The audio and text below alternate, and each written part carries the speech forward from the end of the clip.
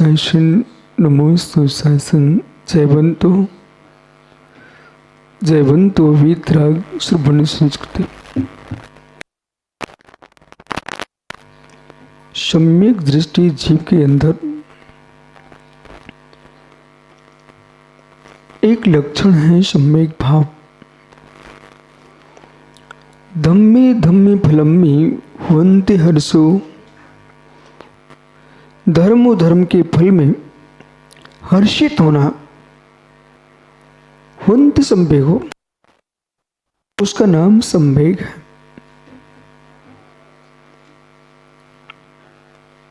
जो भी ग्रंथों का सृजन हुआ है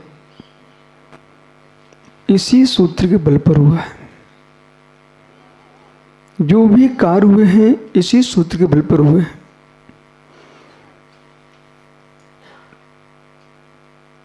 डॉक्टर मनोज जी इन्होंने अपने भाव रखे और उनका भाव यही है कि मात्र महाराष्ट्र तक नहीं, पूरे देश तक नहीं, विश्व तक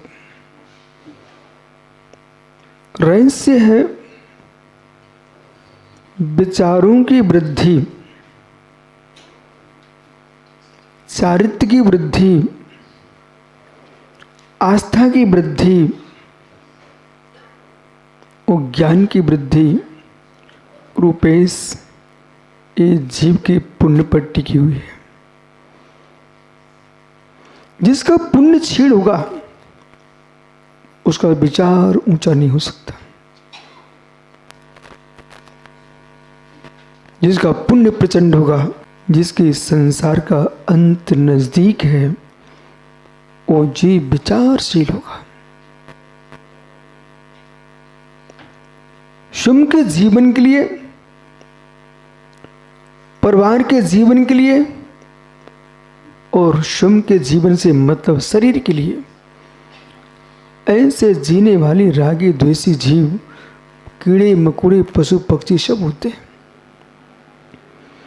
जो स्वयं को जीते हैं, स्वयं के वंश के लिए जीते हैं, स्वयं को जीते हैं, स्वयं के वंश के लिए जीते हैं, ऐसे तो पशु पक्षी सभी जीना जानते हैं। जो मित्र स्वयं के जीने के साथ साथ संस्कृति, धर्म और आत्म कल्याण के लिए जीते हैं, वे बिरले पुरुष होते हैं। संवेग भाव क्या कह रहा है? सम्यक दृष्टि जीव का लक्षण है संवेग, प्रसम, संवेग, अनुकंपा, आस्तिक। मनोज ने अपनी भावना रखी कि जैन तत्व भगवान महावीर का सारे विश्व में व्याप्त हो, और उसके लिए पाटिल जी मंदिरों का तत्व ज्ञान का प्रचार, इसकी सीमा छोटी है। तत्व ज्ञान का विकास करना चाहते हो, प्रचार करना चाहते हो, तो विश्वविद्यालय और विद्यालय में पहुंचना चाहिए। वे भवन आपके जो हैं देश में, इन भवनों में सिद्धांत पहुंच गए तो आपको अलग से कहीं प्रचार की आवश्यकता नहीं। यदि विद्यालय के अंदर तुम्हारा कोई कोर्स नहीं चल रहा है, अब कितने ही प्रचार करते रहना। कारण यह है कि बच्चों में जो संस्कार जाएंगे वे बड़े होकर वही बोलेंगे।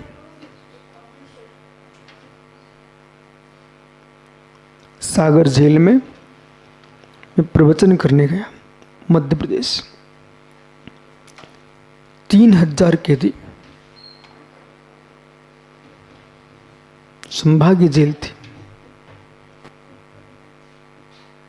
जब प्रवचन कर रहा था, अचानक मूसलाधार पानी गिरा। हमारे पीछे जेलर साहब खड़े हुए थे, उन्हें यूं कर दिया, एक भी कैदी हिला नहीं। पानी गिरता रहा, वे जिनवाणी सुनते रहे। प्रवचन के उपरांत उन्होंने कहा, स्वामी नमोस्तु। प्रणाम नहीं बोला, दंडवत नहीं बोला, पाए लागू नहीं बोला, मत्थे बंदामी नहीं बोला, नमोस्तु महाराज। मैंने कहा, आप नमोस्तु? बोले, गुरु जी मैं बरनी भवन मोराजी का छात्र हूं। एक बालक ने बरनीपुर मोराजी में शिक्षा प्राप्त की, प्रारंभ की, वो जेलर हो गया और जाकर के जेल में प्रवचन के लिए मुझे बुलाया और नमोस्तु कह रहा है। एक दिन भी जो बालक, ये मत सोचो कौन क्षत्रिय कौन ब्राह्मण है, कौन लिंगायती है, कौन शूद्र है, कुछ नहीं, जो जैन विद्यालय में कॉलेज में पढ़ रहा है, इतना तो आपको होना ही चाहिए। प्रार्थना में एक बार नमोकार मंत्र पढ़वा देना। एक कोल्हापुर, सांगली, मिर्ज, इस क्षेत्र में बहुत जैन विद्यालय हैं।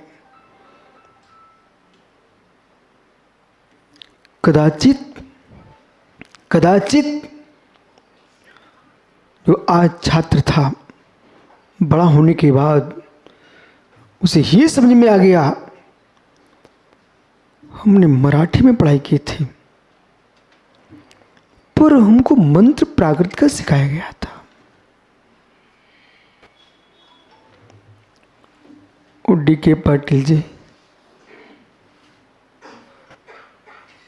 प्रोफेसर साहब, आप अनुभव करना, एक हिंदी का दोहा पढ़ना, एक मराठी का दोहा पढ़ना, एक संस्कृत का श्लोक पढ़ना, एक प्राकृतिक गाथा पढ़ना, अध्ययन के बाद पर आप खोजना अहिमंत्रित में किससे हुआ।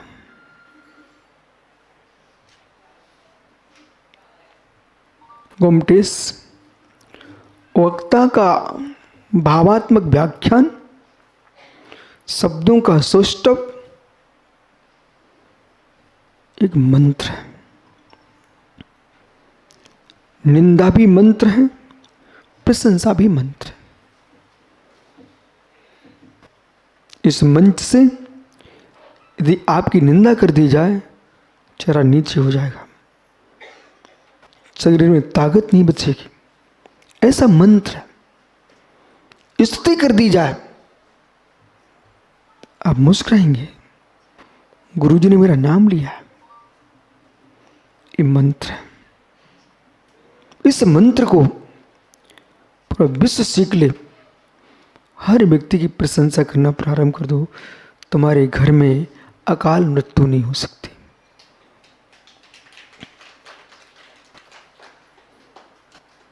जिस घर में परस्पर में एक दूसरे के प्रति आक्षेप, एक दूसरे प्रति क्लेश हो रहा है, चाहे माता पिता के साथ हो, चाहे पति पत्नी के साथ हो, भाई बंधु के साथ हो, ये सब अकाल में मरने वाले जीव हैं। बोले क्यों? संक्लिष्टता होगी, आयु कर्म का क्षय होगा। और जो कुटुंब 24 घंटे मुस्कुराता रहता है, कोई क्लेश ही नहीं है, वो अकाल मरण से बचेगा, क्योंकि ये झगड़ा ही नहीं होना है, मरने के भाव ही नहीं करेगा। संवेग, संवेग से प्रारंभ कर रहे हैं आपको। चारों वक्ताओं से बात करना है। मनोज ने अपनी भावना रखी। कहाँ है मनोज? गए मनोज? हाँ, मनोज ने अपनी भावना रखी, मुझे मालूम है। आर्जव प्रज्ञा चक्षु, बेटा आर्जव, पंडित विमल कुमार सौर्या टीकमगढ़ का आपने नाम सुना हो। आपके दिल्ली में बहुत प्रतिष्ठा कराई उन्होंने। उनके चाचा जी थे जम्मू प्रसाद, और जिस नगर में पंडित जी रहते थे वो छोटा सा गांव जिसमें 11 विशाल जिन मंदिर, और उस नगर में जितने घर थे जैनियों के, प्रत्येक घर में एक पंडित, विद्वान, शास्त्री, न्यायाचार। तो एक उनके चाचा जी थे जिनको नेत्रों से बिल्कुल भी नहीं दिखता। आज जब आपने उनका स्मरण कराया, जब भी मेरे पास आए, कोई मुराज के पास आए, धवल, जय धवल, महाबंद, गोमट सार, जीवकांड, कर्मकांड, लब्धि सार, छपड़ा सार, संपूर्ण ग्रंथ कंठस्थ।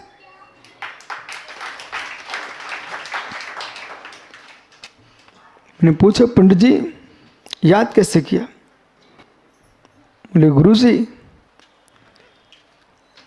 लोगों से बचवा लेता था मैं, और वहां से सुन सुन करके जिसकी आंखें नहीं घूम रही हैं उसका दिमाग जाएगा कहाँ, सब मस्तिष्क में भर लेगी।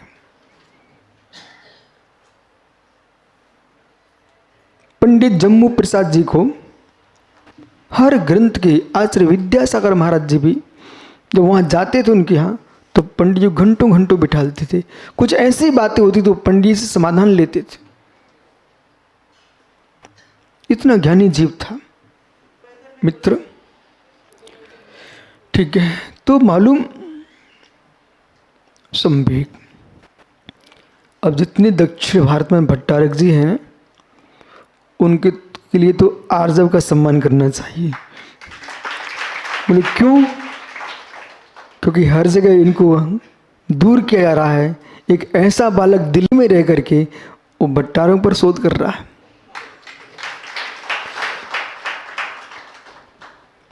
ये संवेग भाव क्या कह रहा है? ये कहता है कि जिस दिन मैं तुम्हारे अंदर प्रवेश कर जाऊंगा उस दिन मित्र भेद में अभेद दिखना प्रारंभ हो जाएगा। अभेद में भेद दिखना प्रारंभ हो जाएगा। जो भी तत्व की व्याख्या होगी, जिसको भेदाभेद का ज्ञान नहीं है वह जैन तत्व के पास प्रवेश नहीं कर सकता। जिसको भेदाभेद का ज्ञान नहीं होगा वह घर नहीं चला सकता, धर्म की व्याख्या क्या कर पाएगा। जिसको भेदाभेद का ज्ञान नहीं है अपना पेट नहीं भर पाएगा, जगत की बात क्या करेगा। जिसको भेदाभेद का ज्ञान नहीं है वो श्वास नहीं ले पाएगा और क्या करेगा। भैया गोमटेश, आप सब विद्वानों को देख करके किसी को आनंद आए वो उसका विषय है, पर मैं तो विशुद्ध सारी बात कह सकता हूं, मैं भरपूर आनंद लेते हूं इस बात का। क्यों? जब मैंने अध्ययन किया है उस श्रम का मुझे मालूम है। आप लोग अध्ययन करके आते हो उस श्रम का भी मुझे मालूम है। बांझ स्त्री को क्या बोध प्रसूति की पीड़ा कैसी होती है। बंध्या से मत पूछना प्रसूति का वेदन कैसा होता है। जिसने पुत्र को जन्म दिया है उससे पूछना प्रसूति की पीड़ा कैसी होती है। निर्गंध पुष्प से क्या आप सुगंध की बात करोगे। इसलिए जब 3 वक्ताओं ने अपना भाषण किया है, मैं क्रम से बात करता हूं, लेकिन संवेग भाव कह रहा है भेदा भेदात्मक, भेदा भेदात्मक गियो, संपूर्ण गे भेदा भेदात्मक है। श्वास आप ले रहे तो भेदा भेदात्मक दृष्टि से ले रहे हो। जब गोमटेश किसी बगीचे से निकलता है तो पहले सामान्य श्वास लेता है, थोड़ी देर बाद लंबी श्वास खींच लेते हो। ऐसा क्यों? ऐसा क्यों? सहज क्यों नहीं रहे आप? लंबी श्वास खींचिए। फिर गोमटेश मार्ग से जा रहा था एक बालक, गोमटेश न कि बांबली भगवान। गोमटेश एक बालक जा रहा था और एक गड्ढे में मृतक सड़ा हुआ पशु पड़ा हुआ था। गोमटेश दौड़ के निकल नाक बंद कर लिए। ऐसा क्यों? उत्तर दो भाई, रुपेश मित्र आप उत्तर दो, ऐसा क्यों? तो कल एक विद्वान आए थे, वे संपूर्ण विश्व के का अपने आप को कह रहे थे। अभी उनको भेदा वेदांत पर ज्ञान नहीं है। यदि आपने जगत को, वकील साहब कहाँ गए? मित्र आपको ध्यान से सुनना है। जगत को बसा जगत को एक दृष्टि से देखा, आप धर्म से दूर चले जाएंगे, अनाचार फैला दोगे। ये वर्तमान की पीढ़ी हो, चाहे भविष्य की आने वाली पीढ़ी हो, चाहे भूत की निकल चुके हैं, ये सब कलयुग है। कलयुग छलिया लोग हैं। वो ऐसा छल ग्रहण करेंगे कि आपने कहा सारा जगत एक है। वो सारा जगत एक है तो मैं एक मानता हूं ना। बोले मतलब सब एक है। जहां वकील साहब ने अपनी थाली में शुद्ध प्राशुक भोजन रखा था, एक व्यक्ति आया, मांस का टुकड़ा रख गया। बोले सब एक है। जहां एक डी.के. पाटिल, इन्होंने अपनी शादी जैन में ही की क्या? अच्छा, जैन में ही की है। और बिल्कुल खोजबीन कर रहे थे कि भाई हमारी चतुर्थ पंचम समाज से होना चाहिए, कोई बाहर का नहीं होना चाहिए। खोज रहे थे ना। फिर लेक्चर देने आए, सब जगत एक है। मालूम चला इनका पोता शूद्री कन्या घर के लेके आ गया। बोले बेटा क्या किया? दादा आप प्रवचन कर रहे थे ना, व्याख्यान दे रहे थे ना, जगत एक है, सबको लेके चलना चाहिए। मैं सबको लेके आ गया।